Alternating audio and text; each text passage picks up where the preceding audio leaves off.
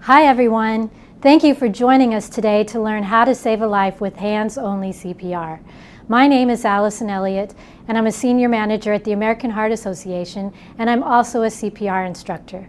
We're here to show you how to save a life, how to perform hands-only CPR on World Restart a Heart Day. Every year for World Restart a Heart Day, we like to spotlight how lives can be saved if more people know how to do CPR. Our hands-only CPR campaign is nationally supported by the Elevance Health Foundation. Before we go any further, let me ask you one thing. We want you guys to get involved, so please hit that share button on your screen or start a watch party with, stream this with your friends and family so that they can learn along with us. Also, throughout our program, we want to interact with you. Feel free to place answers to the questions that we may ask in the chat. We want this to be an interactive conversation. So first, let me ask you this question. We want to know about how many cardiac arrests happen outside of the hospital each year. Is it A, 175,000, B, 250,000, C, 350,000, or D, 425,000? It's probably a bigger number than you think. It's actually 350,000 out-of-hospital cardiac arrests happen each year. We'll talk about what exactly a cardiac arrest is in a minute, but I have one more question for you before we move on. What percentage of cardiac arrests happen at home? Is it A, 25%, B, 40%, C, 55%, or D, 70%. So what do you think? Actually, the answer is 70%. 70% of out-of-hospital cardiac arrests happen in the home. So most likely that person that you're going to learn to save may be a loved one. Some of us go our whole lives without ever encountering an emergency situation. But most of us never think about it, and we just don't prepare. We don't think it's going to happen. But that's okay. That's why we're here today. I'm going to show you everything you need to know to help a teen or adult who's in need of CPR. Cardiac arrest is when a person's heart suddenly stops beating, and it's the leading cause of death among adults in the United States. As we touched on earlier in the poll, over 350,000 Americans suffer out-of-hospital cardiac arrest every year. And right now, about 90% of those people die. If you ever need to perform hands-only CPR, the reality is it will most likely be on someone you love, such as a family member or a friend. Hands-only CPR, especially if performed immediately, can double or even triple a cardiac arrest victim's chance of survival. So if someone is in cardiac arrest, trying to help is always the best option. In the next few minutes, I'm going to walk you through the steps of CPR twice to help make sure that you are comfortable and confident with these steps to save a life. All right, so let's say you just walked into a room where an adult is laying on the ground. The first thing I want you to do is tap and say something like, "Hey, are you okay? Are you okay?" The victim may be gasping for air and unable to respond. The person may be unconscious, and we better get some help. If you're alone, you'll have to call 911 yourself. But as there's someone around, you can say, "Hey, you, call 911 now," and say it like you mean it. When you call 911, the emergency dispatcher will ask some important questions so that they can help and send help quickly. They will likely ask things like, "Is the patient conscious?" If your answer to that is no, they're going to ask, "Are they breathing normally?" Regardless of what they ask, do not hang up the phone unless the emergency dispatcher tells you to.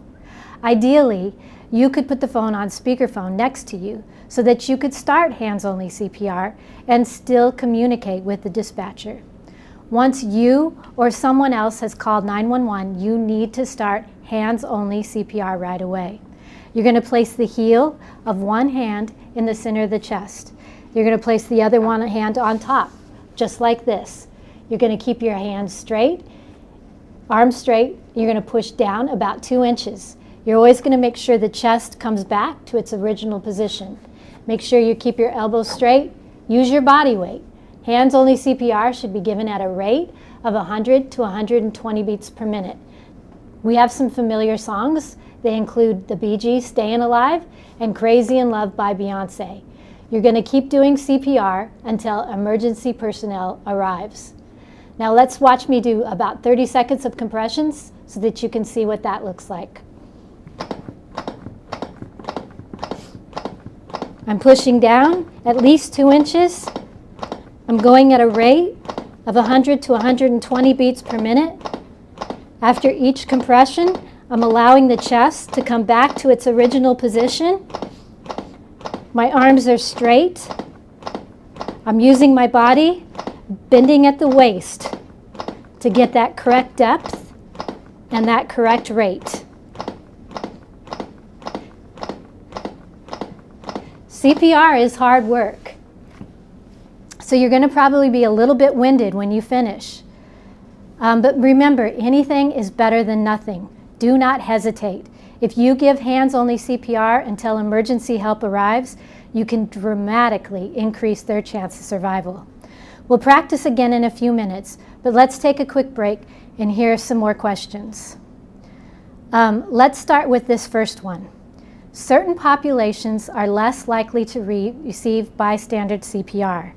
Citizens from primarily Hispanic or African American neighborhoods are more likely to have out-of-hospital cardiac arrest and are less likely to receive bystander CPR. Is that true or false? The answer to that is true. African Americans have the highest incidence of out-of-hospital cardiac arrest and are significantly less likely to survive that arrest. Out-of-hospital cardiac arrest in Black neighborhoods is associated with alarmingly low treatment and survival rates, and studies have shown lower rates of both bystander CPR and bystander AED use in these neighborhoods. Language barriers and challenges due to limited English in 911 can also be a problem. During that dispatcher-identified cardiac arrest are also associated with less frequent bystander CPR, as well as delays in both cardiac arrest recognition and implementation of telephone CPR. Sudden cardiac arrest incidents are higher in those with lower socioeconomic status. Is that true or false? What do you guys think? Likewise, lower socioeconomic status is associated with an increased risk of out-of-hospital coronary heart disease, death, and sudden cardiac death. Remember, cardiac arrest is when a person's heart suddenly stops beating. Over 350,000 Americans suffer out-of-hospital cardiac arrest every year, and about 70% of those happen in the home. Hands-only CPR can double or even triple a cardiac arrest victim's chance of survival. The first thing you should do, remember, is to tap and say something like, "Hey, are you okay? Are you okay?" If you're alone, you'll have to call 911 yourself. If others are around, have them call. Make sure you specify who it is so they know that it's their responsibility. "Hey, you in the blue shirt, call 911 and get an AED." Then start hands-only CPR right away. Remember, place the heel of one hand in the center of the chest, the other one on top like this. Now keep your hands in the center of the chest. Push down hard, straight. Make sure to keep your arms straight. Go down 2 inches. Remember that rate of 100 to 120 beats per minute. Bend at the waist. Keep your arms straight. Let the chest come back up to its original position in between each compression. And we're going to keep doing this until emergency personnel arrives. Okay, so let me demonstrate that one more time. We're going to go from the beginning, and then we'll go right into compressions. So first, we're going to tap and shout, "Hey, are you okay? Are you okay? Help, help! You in the striped shirt, call 911 and get an AED." Then we're going to put one hand in the center of the chest, the other one on top, arms straight, and we're going to start compressions. Push hard, straight down, 2 inches. Remember that rate. And we're going to keep doing compressions until emergency personnel arrives. That's it. That's really how simple it is. In just a few minutes, you've learned how to save a life with 2 simple steps of hands-only CPR. Call 911 and push hard and fast in the center of the chest. As we wrap up, I have one more question for you. Do you believe you can save a life with hands-only CPR? Hopefully that answer is yes. Please visit our website at heart.org/hands-only-CPR. You'll find everything you need there. Let's go ahead and cut to a PSA right now. We're going to get you pumped about learning CPR. Let's watch this video. When the time comes, we must be ready. Yeah! When every second counts. Be ready. Act fast. Do not give up. Push hard. Keep pushing when it's all on the line. Be there for each other. Give it everything you've got. Do more for your team.